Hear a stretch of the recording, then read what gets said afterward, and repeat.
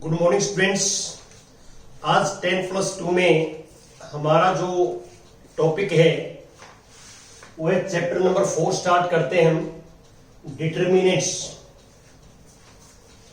पहले हम इसकी इंट्रोडक्शन पे बात करेंगे कि डिटर्मिनेंट्स का यूज क्या है मैथमेटिक्स में, और अदर्स फील्ड में डिटर्मिनेंट्स को हम कहां यूज करते हैं, क्यों पढ़ते हैं इसको हम। Introduction.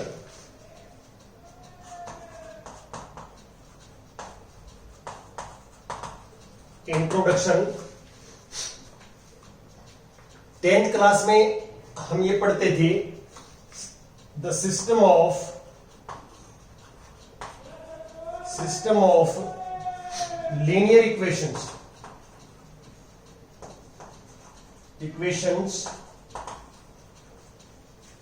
in two variables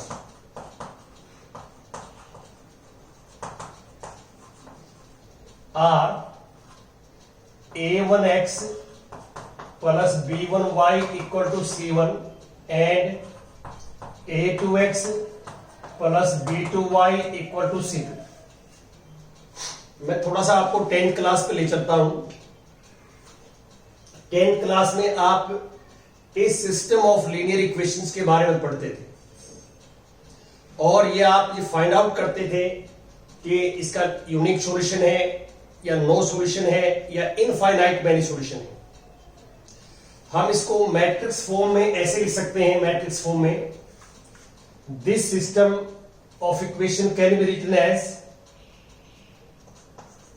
the system of equation can be written as, इसको हम मैट्रिक्स की फॉर्म में ऐसे लिख सकते हैं, this equal to a1 a2 b1 b2 into xy equal to c1 c2। this matrix is 2 by 2, this is 2 by 1, this is 2 by 1। आप क्या करेंगे, इस मैट्रिक्स की इससे मल्टीप्लाई करेंगे row to column according to rule, तो ये दोनों का इकट्ठा एक मैट्रिक्स आएगा 2 by 1। वो इसके साथ इक्वेट करेंगे तो वी गेट 2 इक्वेशंस। ये 2 इक्वेशंस हमारे पास आ जाएंगे। तो this system of equations can be written in matrix form. ये मैट्रिक्स फॉर्म में है और इसको हम ए कहते हैं, मैट्रिक्स को ए, इसको हम एक्स कहते हैं, इसको x, this is equal to b, इसको b नाम रख दिया हमने।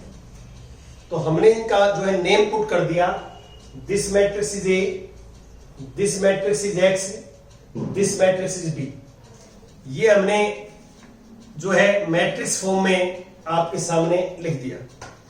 अब हम 10th क्लास में क्या पढ़ते थे, हम उस पर थोड़ा सा बात करें कि this system of equation have unique solution.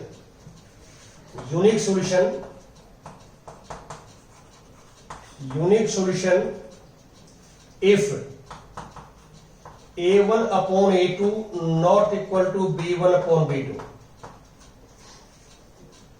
ये हमारे पास जो है हम पढ़ते थे कि जो x और y के जो कोफिशिएंट्स हैं उन कोफिशिएंट्स से ये हम निकालते थे a1 by a2 and b1 by b2। they are not equal, so we can say this system of equations have unique solution। and second, no solution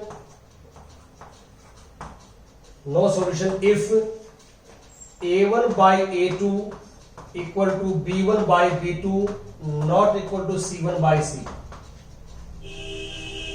and third, infinite many solution। infinite many solution if a1 by a2 equal to b1 by b2 equal to c1 by c। ये हमारे पास आ जाएंगे। हम 10th class में x, y और ये right hand side में जो कांस्टेंट टर्म है इनसे ये कोफिशिएंट निकालते थे, रेशो निकालते थे। और ये इससे हम याद करते थे यहाँ पे कि यूनिक सॉल्यूशन है, नो सॉल्यूशन है, इनफाइनाइट मैनी सॉल्यूशन, ऐसे करते थे। और आपने यदि ढंग से पढ़ा हो तो इसका मीनिंग ये होता था, दैट इज, इसको हम क्रॉस मल्टीप्लाई करें। देखिए a1 b2 cross multiply a1 b2 equal not equal to a2 b1, a2 b1 को इस साइड में ले आए, this is not equal to 0। मैंने क्या किया है, क्रॉस मल्टीप्लाई करके राइट हैंड साइड वाले टर्म को लेफ्ट में ले आ गया, ये हमारे पास आ गया। तो ऐसे भी 10th में लिखा होता था कि दिस नॉट इक्वल टू 0, तो we can say the system has unique solution. और similarly that is, first two से निकालें, a1 b2 minus a2 b1, यहां इक्वल टू 0 आता है। और यहां पे इनफाइनाइट में सोलो फर्स्ट टू लेंगे हम, अभी फर्स्ट टू x और y के कोफिशिएंट की बात कर रहे हैं हम। तो फर्स्ट टू में यहां भी क्या आता है, a1 b2 minus a2 b1 equal to 0। तो यहां पे मैंने एक नंबर फाइंड आउट किया है। नंबर तीनों केसेस में नंबर क्या है कि मैंने क्रॉस मल्टीप्लाई करके जो राइट हैंड साइड में टर्म थी उसको मैं लेफ्ट में ले आया। तो आप देख सकते हैं कि ये नंबर तीनों में सेम है। तो लास्ट दो केसेस के अंदर ये 0 वैल्यू है, और फर्स्ट केस में जो यूनिक सॉल्यूशन है इसकी वैल्यू जो है नॉट इक्वल टू 0 है। तो ये हम 10th क्लास में पढ़ते थे। अब मैं इसको क्यों आपके सामने जो है रिवाइज कर रहा हूं, क्यों बता रहा हूं, तो वो मेन चीज है। द सिस्टम ऑफ इक्वेशंस, यहां अब मैं लिख रहा हूं कि the system of equations have unique solution और not according to this number. इस नंबर के अकॉर्डिंग जो है पता लग रहा है कि not if the number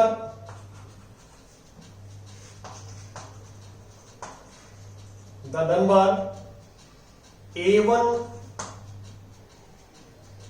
b2 minus a2 b1 not equal to 0 और a1 b2 minus a2 b1 equal to 0। इसमें दो केसेस हैं। यदि यूनिक सॉल्यूशन है तो this is not equal to 0, और यूनिक सॉल्यूशन नहीं है का मीनिंग क्या है कि इन दोनों केसेस की बात इकट्ठी कर रहा हूं, इकट्ठी, तो उस केस में दिस इक्वल टू 0 है। अब हम क्या करते हैं, तो आप इस नंबर को देखिए, इसमें जो कोफिशिएंट्स हैं a1 a2 b1 b2 वो इस मैट्रिक्स वाले कोफिशिएंट है जो a में लिखे हुए हैं, ये कोफिशिएंट है। अब मैं लिखूंगा कि the number this a1 b2 minus a2 b1, ये फर्स्ट केस का नंबर हो या सेकंड केस में हो, 0 हो या नॉट इक्वल टू 0 हो, the number this associated with A matrix A। देखिए ये जो नंबर है ये A मैट्रिक्स से एसोसिएटेड है। कैसे कि चारों कोफिशिएंट जो A के हैं वो इसमें हैं, और ऐसे मल्टीप्लाई की गई है this minus this is a1 b2 और माइनस ऐसे किया गया माइनस a2 b1। तो this the number this associated with the matrix is called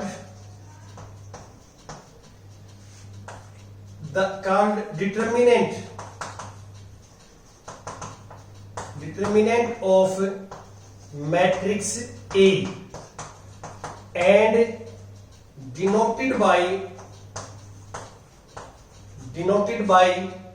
determinant of A या determinant of A।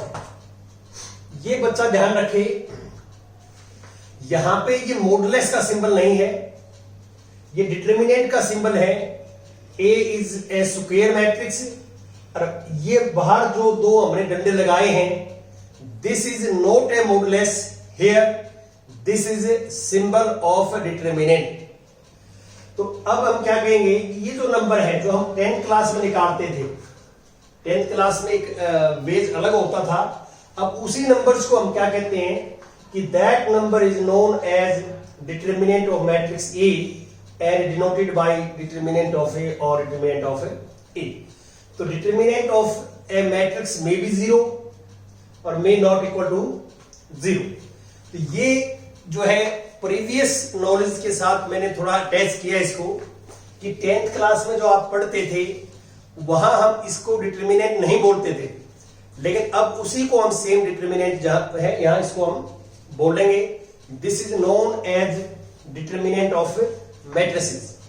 अब इसकी यूज क्या है, यूजेस क्या है इसकी, अब ये बात करेंगे हम यूजेस ऑफ डिटर्मिनेंट। देखो मैथमेटिक्स के अंदर क्या है कि जो सिस्टम ऑफ लीनियर इक्वेशंस होता है, सिस्टम ऑफ लीनियर इक्वेशंस, ये हम 10th क्लास में डिफरेंट मेथड से पढ़ चुके हैं, ये वाला इसको सोल्व करने का। अब एक न्यू मेथड होगा using determinant and matrix method बोलते हैं उसको हम। इस चैप्टर में डिटर्मिनेंट वाले में हम डिस्कस करेंगे। तो ये लीनियर ऑफ इक्वेशंस इंक्रीज हो जाएंगे। इंक्रीज का मीनिंग क्या है कि इक्वेशंस 3 हो जाएं, वेरिएबल भी 3 हो जाएंगे, इक्वेशन 4 हो जाएं तो वेरिएबल भी 4 हो जाएंगे। तो ये सिस्टम ऑफ लीनियर इक्वेशंस जो है सोल्व करने के काम आता है, और हम डिटर्मिनेंट का जो है इसके अंदर यूज करते हैं कि सिस्टम ऑफ लीनियर इक्वेशंस का सॉल्यूशन फाइंड आउट करने के लिए हम डिटर्मिनेंट का यूज करते हैं। तो मैथमेटिक्स के अंदर जो है इसका यूज ये है कि we show the system of linear equations in जो है मोर वेरिएबल्स, बहुत ज्यादा वेरिएबल्स हो तो उस केस में आप 10th वाला मेथड नहीं लगा सकते। ज्यादा इक्वेशंस और ज्यादा वेरिएबल होंगे तो हम जो है डिटर्मिनेंट का यूज करके ही करेंगे इसको। ये हमारा जो है एक तो मैथमेटिक्स में यूज ये है। बाकी जो इसका यूज है इसका काफी वाइड यूज है, जैसे इंजीनियरिंग के अंदर हम जो है डिटर्मिनेंट का यूज करते हैं काफी ब्रॉड लेवल में, इकोनॉमिक्स में जो है यूज करते हैं, सोशल साइंस के अंदर यूज करते हैं हम, और हमारे पास जो है काफी ब्रांचेस हैं जहां हम डिटर्मिनेंट का यूज करते हैं। वो आगे आप जैसे स्टडी करेंगे तो आप पढ़ेंगे कि डिटर्मिनेंट का यूज जो है वेरी वाइड जो है एरिया है जहां हम यूज ऑफ डिटर्मिनेंट करते हैं। ये जो मैंने आपको बताया है ये एक इंट्रोडक्शन है कि व्हाट इज द डिटर्मिनेंट। अब इसकी हम डेफिनेशंस की बात करेंगे कि डिटर्मिनेंट्स क्या है, कैसी डेफिनेशंस होती है, उसकी बात कर रहा हूं मैं। अब यहां देखिए आप डिटर्मिनेंट्स में क्या लिखता हूं मैं ये आगे कि 4 या 2 for every square matrix, for every square matrix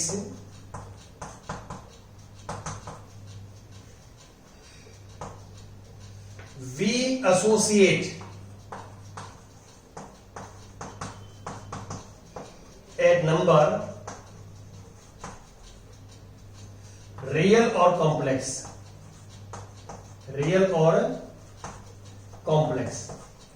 जो ये मैट्रिक्स है जो आप देख रहे हैं मैट्रिक्स, इसकी जो एंट्रीज हैं जो एलिमेंट्स हैं वो may be real may be complex. बस कंडीशन ये है कि मैट्रिक्स जो है वो स्क्वायर मैट्रिक्स होना चाहिए। स्क्वायर मैट्रिक्स का ही हम डिटर्मिनेंट फाइंड आउट कर सकते हैं, इस बात का आप ध्यान रखें। For every square matrix we associate a number real और कॉम्प्लेक्स बाय ए रूल। ये जो नंबर हम एसोसिएट करते हैं तो वो एक रूल के अकॉर्डिंग करते हैं। जैसे मैंने यहां पे कर दिया कि ये मेरे पास एक मैट्रिक्स था ए मैट्रिक्स था, और इसका हमने एक नंबर ये बना दिया कि A1 B2 minus A2 B1 ये नंबर है। तो इस मैट्रिक्स के कॉरस्पॉन्डिंग ये नंबर है। अब ये अकॉर्डिंग टू रूल क्या है कि इसमें दिस माइनस दिस, ये एक रूल है कि इसकी प्रोडक्ट करेंगे माइनस इसकी प्रोडक्ट करेंगे तो वी गेट ए नंबर, और this number is associated with this matrix. तो वही चीज मैं लिख रहा हूं, for every square matrix we associate a number by a rule is called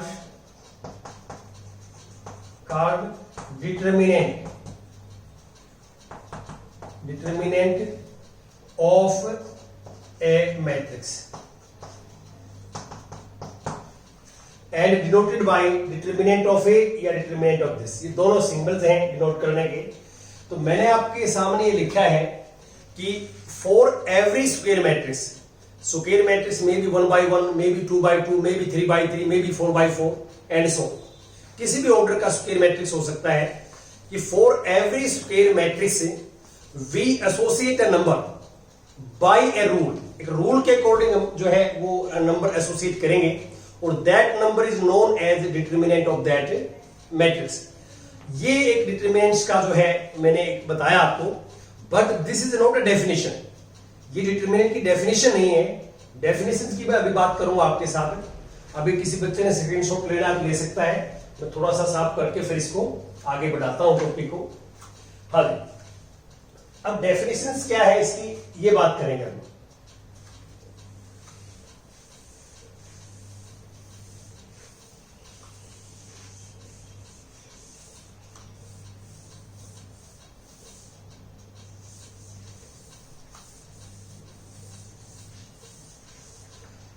Definition.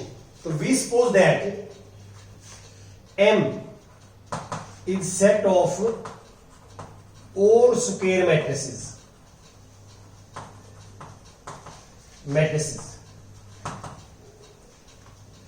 and K is set of real or complex numbers.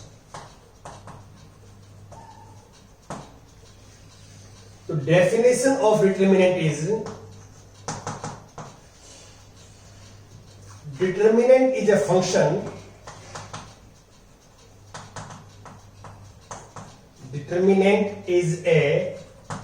function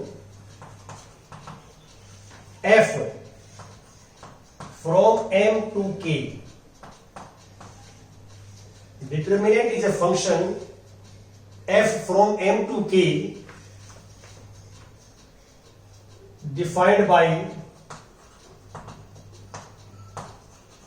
fa equal to determinant of a लिख सकते हैं और इसको ऐसे लिख सकते हैं, this is determinant of A की बात है, for every A belong to A. देखिए ये एक्चुअल में डेफिनेशन है डिटरमिनेंट की। ये functions is very important for mathematics. Functions हम 10+1 में पढ़ते थे, रिलेशंस एंड फंक्शंस का चैप्टर था, यदि आपको याद हो तो। थोड़ा सा मैं आपको ब्रीफ में बताता हूं कि फंक्शंस क्या होता है। जैसे हमारे पास एक सेट है, दिस इज ए सी और this is another set B.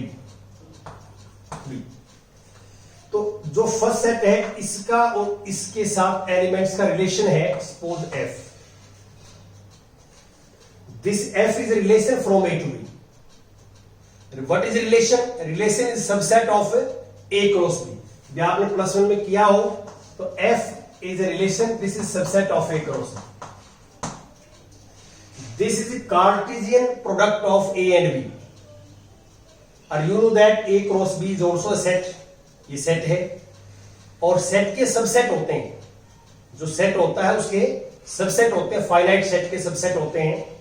तो every set of A cross B is called a relation from A to B.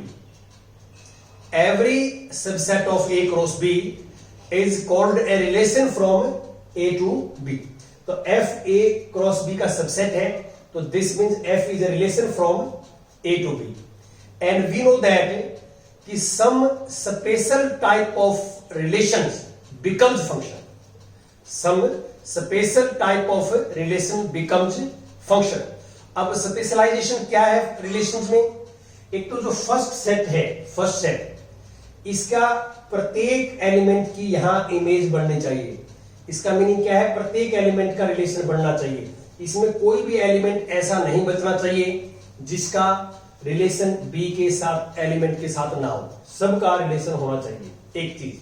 Second, इसमें एक एलिमेंट है तो इसका एक एलिमेंट के साथ रिलेशन होगा। तो एक एलिमेंट का एक एलिमेंट के साथ रिलेशन होगा, दो एलिमेंट के साथ रिलेशन नहीं हो सकता। ठीक है, each element of A have unique image in B या यूनिक रिलेशन इन बी। तो मैं फंक्शंस की छोटी डेफिनेशन दे रहा हूं आपको फंक्शन से, बाकी हम फर्स्ट चैप्टर के अंदर डिस्कस करेंगे फंक्शंस डिटेल्स में। कि A relation F from A to B, a relation f from a to b is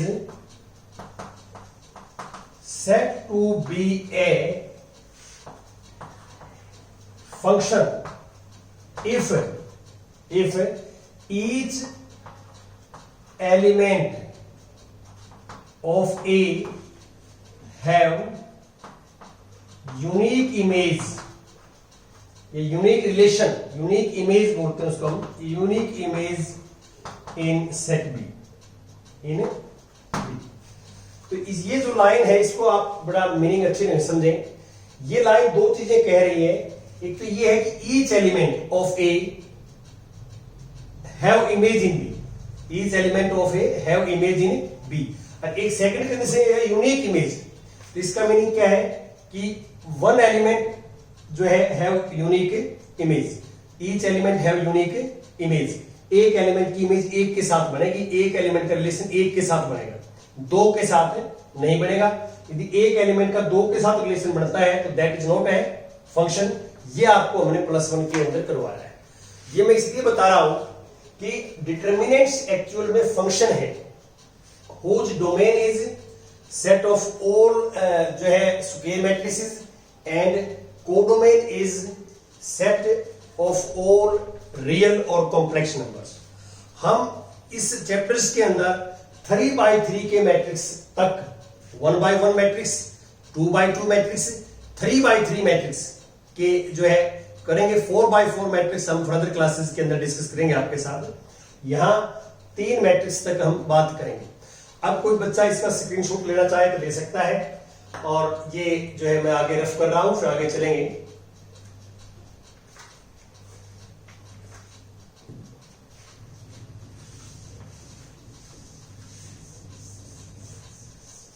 जो बच्चे हमारे चैनल के साथ जुड़ चुके हैं, तो आप सबसे जो है सीनियर क्लासेस के बच्चे हैं, हमारे जो क्लासेस हैं 8 to 12, और आपको सबसे ज्यादा ये पता लगता है कि जो वीडियोस आप देख रहे हैं वो कैसी जो है वीडियोस हैं और कैसे आप जो है इससे नॉलेज प्राप्त कर रहे हैं।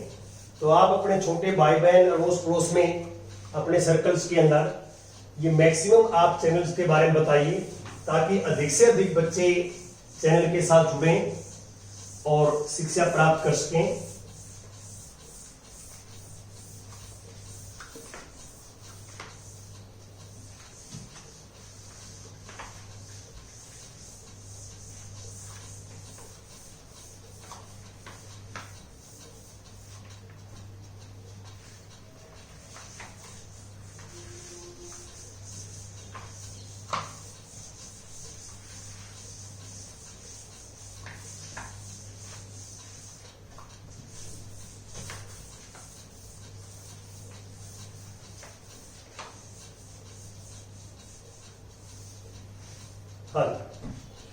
अब हम क्या करेंगे, मैं आपको बता रहा हूं कि हम डिटर्मिनेंट फाइंड आउट कैसे करेंगे। क्या रूल्स होगा जो मैंने लिखवाया आपको कि स्क्वायर मैट्रिक्स के अकॉर्डिंग कॉरस्पॉन्डिंग क्या रूल होगा, वो बात करता हूं मैं। जैसे सबसे पहले हम, ये है हमारे पास मैट्रिक्स और यहां है डिटर्मिनेंट। नेक्स्ट फर्स्ट हमारे पास स्क्वायर मैट्रिक्स सपोज करता हूं ए है और इसमें -4 एलिमेंट है 1/1 का। ये मैट्रिक्स लिखते हैं इस ब्रैकेट में। इसका डिटर्मिनेंट लिखना हो हमने, डिटर्मिनेंट तो ऐसे लिखेंगे डिटर्मिनेंट ऑफ ए या डिटर्मिनेंट ऑफ ए, एक ही बात है। आप ये लिखें या लिखें, एक सेम है। और इस मैट्रिक्स को डिटर्मिनेंट में लिखोगे तो ऐसे लिखा जाएगा, दिस इज -4। मैं इसलिए कंपैरिजन कर रहा हूं कि लिखने में आप अंतर मत करना। डिटर्मिनेंट्स एक नंबर है, रियल और कॉम्प्लेक्स, और matrix is collection of elements, some rows and some columns are present in the matrix. आप इनको लिखने का ढंग भी अलग है, मीनिंग भी अलग है। तो अब 1/1 का जो मैट्रिक्स होगा 1/1 का, उसमें एक सिंगल एलिमेंट होगा और जो सिंगल एलिमेंट होगा वही सेम आंसर आ जाएगा। तो इसलिए बच्चे के दिमाग में ये नहीं होना चाहिए कि ये जो डंडे हैं दोनों ये मॉडुलस के हैं, नॉट मॉडुलस। यहाँ हेयर दिस इज डिटर्मिनेंट, और डिटर्मिनेंट किसी मैट्रिक्स का may be positive, may be negative, may be zero. Real और कॉम्प्लेक्स जो है नेगेटिव पॉजिटिव कुछ भी आ सकता है। तो ये 1/1 का कोई भी मैट्रिक्स होगा तो उसका सेम डिटर्मिनेंट जो है आप देख सकते हैं, जो नंबर होगा सेम आ जाएगा। लिखने का तरीका आपके सामने है। सेकेंड, जैसे बी मैट्रिक्स में लेता हूं 1 2 -3 6, ये एक्सपोज करता हूं बी मैट्रिक्स 2/2 का। You take any matrix of 2/2, तो determinant of A equal to determinant of A, और this is written as this. इसको ऐसे लिखेंगे 1 2 -3 6। तो आप देख सकते हैं कि मैट्रिक्स को तो आप ऐसे लिखेंगे और डिटर्मिनेंट को आप ऐसे लिखेंगे। क्लियर? दोनों का अंतर समझ रहे हैं। और ये ऑटोमेटिक मीनिंग है कि find the determinant of these elements. तो 2/2 में क्या है, ये ऐसे प्लस आती है, दिस इज माइनस फॉर्मूला में। तो 1 × 6 6 माइनस दिस -6। ये ध्यान रखें, ये this product minus this product आती है, तो वी गेट 6 + 6 12। तो आप ये मान के चलिए कि ये जो 12 है वो इस मैट्रिक्स के कॉरस्पॉन्डिंग है। रूल क्या है यहाँ पे? रूल ये है कि ये 2/2 के मैट्रिक्स को का डिटरमिनेंट ऐसे निकालेंगे, दिस माइनस दिस। ये प्रोडक्ट जो है इस प्रोडक्ट में से ये प्रोडक्ट क्या कर देंगे, माइनस, और वी गेट ए नंबर। अब now we take 3/3 matrix C. 3 1 2 3 4 5 6 7 8 9। Suppose करता हूं 3/3 का मैट्रिक्स ले दिया है। तो इसमें 3 रोज हैं और 3 कॉलम्स हैं। इसका रूल क्या है, हम किसी भी रो या कॉलम से एक्सपेंड कर सकते हैं। पहले तो इसको डिटर्मिनेंट में लिखो आप, डिटर्मिनेंट ऑफ ए, या डिटर्मिनेंट ऑफ ए लिखेंगे, और दिस इज 1 2 3 4 5 6 7 8 9। आप कोई भी एलिमेंट नेगेटिव भी ले सकते हैं, पॉजिटिव भी ले सकते हैं, जीरो भी ले सकते हैं। अब आप देखिए, ये हमारे लिए इंपॉर्टेंट है, ऊपर वाले इजी है आपके लिए, ये थोड़ा ध्यान रखना आपने। इसमें 3 रोज हैं, 1 2 3, 3 कॉलम्स है, 1 2 3। There are 6 ways we expand this. इसका तो डिटर्मिनेंट है, हम 6 वेज से फाइंड आउट कर सकते हैं। हम किसी भी एक रो से या किसी भी एक कॉलम से इसको एक्सपेंड कर सकते हैं। तो अब मान लो सपोज करता हूं मैं, एक्सपेंड बाय R1 लिखता हूं, एक्सपेंड बाय R1। तो ध्यान दें, यहां R1 में 3 एलिमेंट्स हैं। पहले यहां स्टार्ट करेंगे। इस एलिमेंट की पोजीशन क्या है, ये फर्स्ट रो और फर्स्ट कॉलम का एलिमेंट है। 1 जो है, 1 कहां लाई करता है, फर्स्ट रो और फर्स्ट कॉलम। हम क्या करेंगे, जो रो और कॉलम की पोजीशन है उनको ऐड करेंगे, फर्स्ट रो फर्स्ट कॉलम। तो 1 + 1 2। यदि इवन आए तो we take positive sign, plus का साइन लेंगे, ये एलिमेंट बाहर आ जाएगा। ओड आए तो माइनस का लेंगे। देखिए एक बार, ये ऑलरेडी जो भी ये नेगेटिव होता था ये नेगेटिव आ जाता है, या ये पॉजिटिव होता था ये पॉजिटिव आ जाता है। फॉर्मूले के हिसाब से यहां पॉजिटिव साइन आएगा। क्यों? क्योंकि इसकी इवन पोजीशन है, ये फर्स्ट रो और फर्स्ट कॉलम का एलिमेंट है। रो और कॉलम को ऐड करेंगे 1 + 1। जैसे इसकी पोजीशन है A1 1, तो 1 + 1 दोनों ऐड करेंगे 2। इवन पोजीशन है, ये एलिमेंट सेम आएगा। फिर क्या होगा, इनटू डिटर्मिनेंट। अब जो एलिमेंट्स मैंने बाहर लिख दिया, उसके सामने वाले रो कट, उसके सामने वाला कॉलम कट। अब आपको कितने एलिमेंट्स दिखाई दे रहे हैं, 4। तो ये एज इट इज यहां डिटर्मिनेंट में आ जाएंगे, 4 6 8 9। ये फर्स्ट एलिमेंट का। फिर हम सेकंड एलिमेंट पाएंगे। इसकी पोजीशन देखिए क्या है, 1 2। 2 की पोजीशन क्या है, फर्स्ट रो में सेकंड कॉलम में। तो रो और कॉलम ऐड करेंगे तो 3 आएगा। 1 + 2 3। 3 ओड है, ओड है तो फार्मूले से माइनस लगेगा। ऑड पोजीशन है तो फॉर्मूले से क्या लगेगा, माइनस। अब माइनस लगा दिया मैंने, ये माइनस लग गया फॉर्मूले का, बाकी ये सेम एलिमेंट आएगा जो भी सेम है, यदि नेगेटिव है तो नेगेटिव आएगा, पॉजिटिव है तो पॉजिटिव आएगा। ये माइनस कहां से लगा है? इसकी पोजीशन के अकॉर्डिंग। इसकी पोजीशन ओड पोजीशन है, क्योंकि रो प्लस कॉलम ऐड करेंगे तो वी गेट 3 इज ओड और सेम एलिमेंट आएगा। अब रूल आगे वही कि जो एलिमेंट्स आपने बाहर लिख दिया उसके सामने रो कैंसिल, उसके सामने कॉलम कैंसिल। अब आपके सामने जो है 4 एलिमेंट्स हैं, 4 6 7 9 और लास्ट में इसकी पोजीशन A1 3, 1 + 3 4, इसकी इवन पोजीशन है। 1 + 3 4 होता है, 4 इवन है, इवन है तो पॉजिटिव साइन आएगा अकॉर्डिंग टू रूल। और जो भी एलिमेंट्स है 3 यहां आ जाएगा और इसको हम ऐसे लिखेंगे, अब ये कैंसिल, ये कैंसिल। देखिए 3 लिया मैंने बाहर, जो हम एलिमेंट बाहर लेंगे उसके सामने वाले रो कट कर देंगे, सामने वाला कॉलम। और अब हमारे को एलिमेंट्स 4 5 7 8, 4 5 7 8। ये 3x3 का एक्सपेंड करने का तरीका है। मैंने फर्स्ट रो से किया है, आप सेकंड रो से भी कर सकते हैं, थर्ड रो से भी कर सकते हैं। रूल यही है कि जिस रो से आप करेंगे या जिस कॉलम से आप करेंगे तो जो एलिमेंट बाहर लिखा जाएगा उसकी पोजीशन देखेंगे पहले आप। वो रो प्लस कॉलम ऐड करेंगे, यदि इवन है तो हम प्लस का साइन, ओड है तो माइनस का साइन, उसकी पोजीशन। ये तो रूल के अकॉर्डिंग है। फिर एज इट इज एलिमेंट, यदि प्लस का तो प्लस का लिखा जाएगा, माइनस का तो माइनस का, एज इट इज लिखा जाएगा। और फिर हमने जो है जो एलिमेंट आपने बाहर लिख दिया उसके सामने रो कट, उसके सामने कॉलम कट। अब आप ये 2/2 के हैं, 2/2 का आपको पता है दिस माइनस दिस होता है, ऊपर सिखाया आपको 2/2 का। तो ये 45 माइनस 48, दिस माइनस दिस 36 और माइनस 42, और यहां पे 35।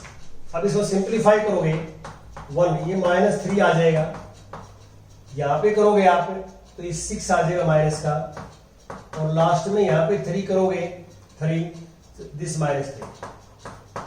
और इसको सिंप्लीफाई करेंगे तो -3, ये माइनस माइनस प्लस 12 और -9। अब प्लस के 12 माइनस के 12 दिस इक्वल टू 0, ऐसे निकालेंगे। तो आप बिल्कुल क्लियर इस बात को ध्यान रखें कि 3/3 का डिटरमिनेंट है तो इसमें 3 रोज हैं, 3 कॉलम्स हैं, देयर आर 6। तो we expand this determinant in 6 ways. किसी भी रो से एक्सपेंड कर सकते हैं, किसी भी कॉलम से एक्सपेंड कर सकते हैं। रूल यही रहेगा। यदि आप ये रूल समझ में आ गया तो कोई पोजीशन नहीं है। तो सबसे पहले आप एलिमेंट की पोजीशन देखेंगे, पोजीशन इवन है, प्लेस पे है तो बाहर प्लस, और फिर एलिमेंट एज इट इज। और यदि ओड प्लेसेस है तो बाहर माइनस, फिर एलिमेंट्स एज इट इज। जो एलिमेंट बाहर लिख दिया उसके सामने वाले रो कैंसिल, उसके सामने वाला कॉलम कैंसिल, जो एलिमेंट बचेंगे वो एज इट इज आ जाएंगे। Thank you.